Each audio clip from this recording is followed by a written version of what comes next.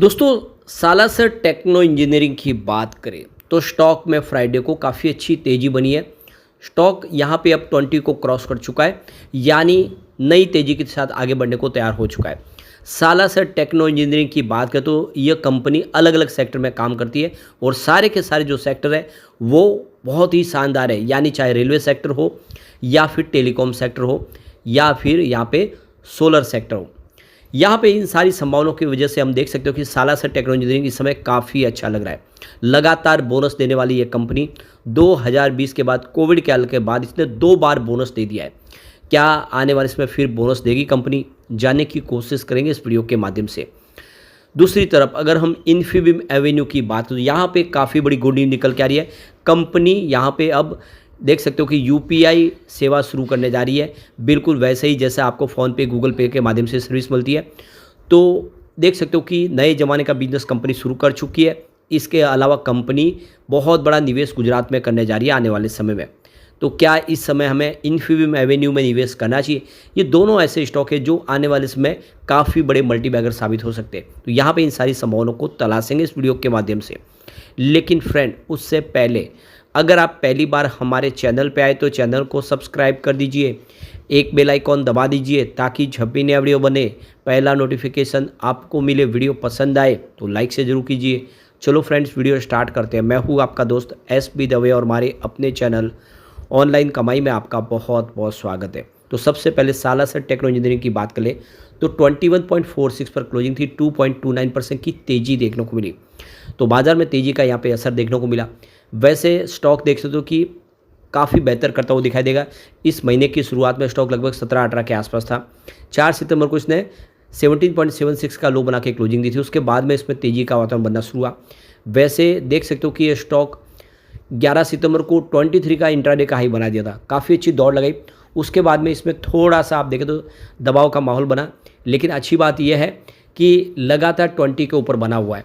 अब यहाँ पे देख सकते हो कि स्टॉक ऊपर की तरफ जाता हुआ हर बार दिखाई दे रहा है। 17 सितंबर को भी इसने इंट्राडे में 23 का हाई बनाया है। तो एक बात तो समझ में आ रही है कि स्टॉक यहाँ से अब बिल्कुल ऊपर जाने को तैयार है और जल्दी ये एक शानदार तेज़ी बना के जो पुरानी है उसको तोड़ के नहीं है बना सकता है। अब यहाँ पे कंपनी के बिजनेस की बात करें तो कंपनी आप देखिए स्टील स्ट्रक्चर बनाती है, टेलीकॉम टावर के लिए सारे के सारे स्ट्रक्चर कंपनी बना के देती है, ट्रांसमिशन लाइन बिछाती है बड़ी बड़ी पावर सेक्टर के लिए। इसके अलावा कंपनी रेलवे इलेक्ट्रिफिकेशन का काम करती है, रेलवे के लिए हर तरह के प्रोजेक्ट करती है कंपनी, सोलर पैनल बनाती है। तो इससे आप क्लियरली समझ सकते हो जो इसके बिजनेस है वो 4 जो बड़े बिजनेस है वो आने वाले समय इसको बहुत ऊंचाइयों पे लेके जा सकते हैं। जिसमें आप देखते स्टील सेक्टर का इसका कामकाज, कंपनी टेलीकॉम सेक्टर के लिए काम करी है, रेलवे सेक्टर के लिए भी काम करी है और सोलर सेक्टर के लिए भी काम कर रही है। और ऐसे में हम इसके ऊपर बहुत ज़्यादा भरोसा कर सकते हैं स्टॉक के ऊपर। कंपनी काफ़ी अच्छे रिजल्ट भी लगातार दे रही है।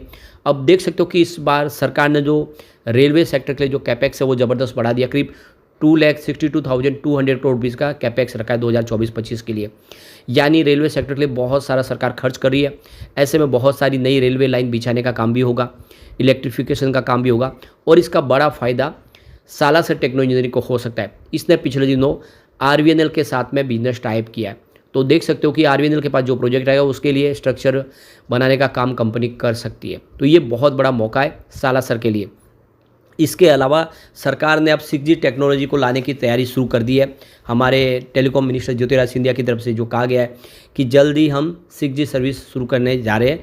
5G रोल आउट होते ही 6G शुरू होगी, यानी इस सेक्टर के लिए यहाँ पे रुकने का तो काम ही नहीं है। टेलीकॉम सेक्टर में नई नई सेवाएं शुरू होने जा रही है।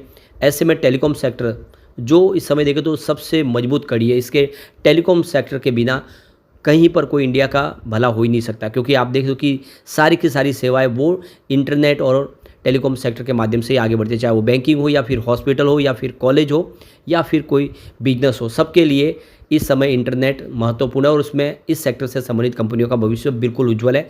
तो ये सालासर टेक्नोलॉजी के लिए भी बड़ी अपॉर्चुनिटी है। इसके अलावा सरकार ग्रीन स्टील का काम शुरू करने की तैयारी शुरू कर, यानी सरकार जल्दी पॉलिसी लाने जा रही है जो स्टील का निर्माण हो जिसमें पोल्यूशन होता है उसको ग्रीन स्टील के माध्यम से तब्दील करना। तो इसके लिए भी सरकार की तरफ से भी इंसेंटिव लाया जाएगा, सरकारी सेक्टर को कुछ राहत देगी तो स्टील सेक्टर से संबंधित इस कंपनी को भी उसका बेनिफिट हो सकता है। तो ये सारी जो बातें साबित कर रही है कि सालासर टेक्नो इंजीनियरिंग आने वाले समय ज़बरदस्त कमाल कर सकता है। सबसे जो बड़ी बात है इसका जो प्लस पॉइंट अगर कहे तो कंपनी लगातार बोनस दे रही है। 2021 में कंपनी ने 1-1 के रेशो में बोनस दिया था और 2024 में 4-1 के रेशो में कंपनी ने फिर से बोनस दिया। तो हो सकता है कि आने वाले इसमें कंपनी फिर से अपने शेयर होल्डर को बोनस दे, ये संभावना बहुत ज़्यादा प्रबल है। ऐसे में ये स्टॉक काफ़ी अच्छा है, आने वाले समय ये बेहतर प्रदर्शन कर सकता है। आपको इसमें निवेश करना चाहिए, लॉन्ग टर्म का नजरिया लेकर रखना चाहिए। ये स्टॉक आने वाले समय एक बड़ा मल्टीबैगर साबित हो सकता है। अब चलते हैं हम इन्फीबीम एवेन्यू की तरफ। तो 28.10 पर क्लोजिंग थी, 0.90% की तेज़ी देखने को मिली।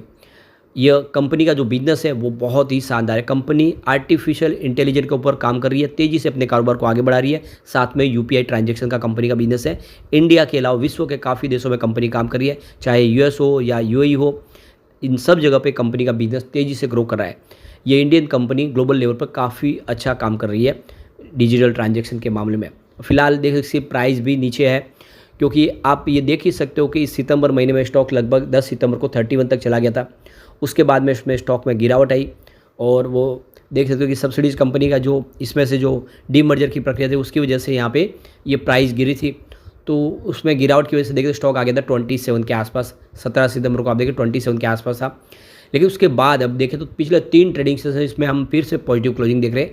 18 सितंबर, 19 और 20 सितंबर को देखें तो स्टॉक फिर से 27 से 28 तक आ चुका है।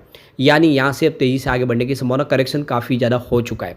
अब जो बड़ी अपडेट निकल के आ रही है, इन्फीबीम एवेन्यू ने यूपीआई पेमेंट ऐप लॉन्च कर दी है रेडिफ पे के माध्यम से। तो ये जो नई इनकी रेडिफ पे जो सर्विस है, ये फ़ोनपे, गूगल पे जैसी सर्विस को टक्कर देने के लिए बाज़ार में तैयार हो चुकी है। और अब देख सकते हो कि आने वाले समय कुछ नया होता हुआ दिखाई देगा। तो कंपनी यूपीआई ट्रांजैक्शन के बिजनेस में एंट्री कर चुकी है और देख सकते हो कि इसके लिए इन्होंने अभी इन्फीबीम एवेन्यू ने 54% की स्टेक ली थी rediff.com के अंदर। और अब देख सकते नतीजा ये है कि इन्होंने अपनी फ़ोनपे, गूगल पे जैसी सर्विस लॉन्च कर दी है। ऑलरेडी अगर प्लेयर देखे पहले तो इसमें पेटीएम है, गूगल पे है, मोबीक्विक है, फ़ोनपे, ये सारे प्लेयर है। अब इनको एक बड़ी टक्कर के लिए इन्फीबीम एवेन्यू के साथ में तैयार होना होगा। इन्फीबीम एवेन्यू जिनका बिजनेस मॉडल काफ़ी अच्छा है, तो आने वाले समय आप देख सकते हो कि हमें बाज़ार में बड़ी टक्कर होती हुई दिखाई देगी।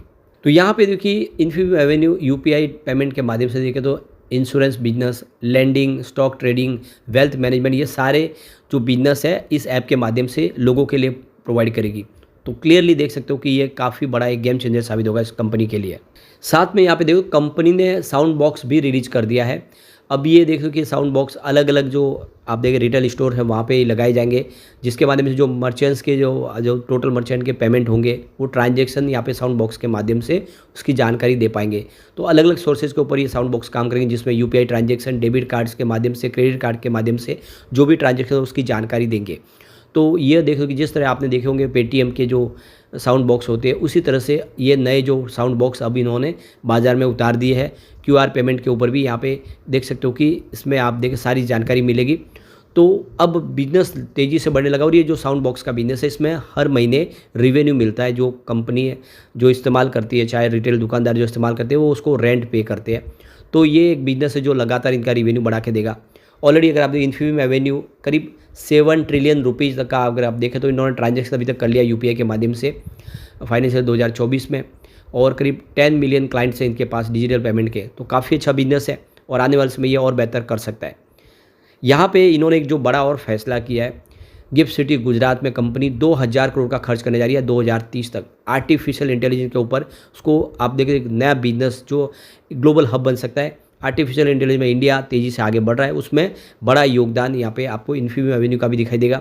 कंपनी काफ़ी बड़ा खर्च करने जा रही है और एक नए ज़माने की नई टेक्नोलॉजी है, जिसके माध्यम से हम कह सकते हैं कि स्टॉक आने वाले समय बहुत शानदार कर सकता है। ये दोनों नए ज़माने के ऐसे स्टॉक हैं जो आपको मल्टी बैग रिटर्न दे सकते हैं। आपके पोर्टफोलियो में इनको रखें, कम से कम 10 आपको इन्हें 5 से 10 साल का टाइम देना चाहिए। ये आपको बहुत ज़बरदस्त रिटर्न देने की ताकत रखते हैं। लेकिन फ्रेंड, कोई भी इन्वेस्टमेंट करने से पहले अपने फाइनेंशियल एडवाइजर से बड़ी ले या अपना खुद का रिसर्च करें, क्योंकि मैंने वीडियो आपके एजुकेशनल पर्पज़ के लिए ही बनाए। वीडियो पसंद आए तो लाइक से जरूर कीजिए और चैनल को सब्सक्राइब कर दीजिए। Thank you friends.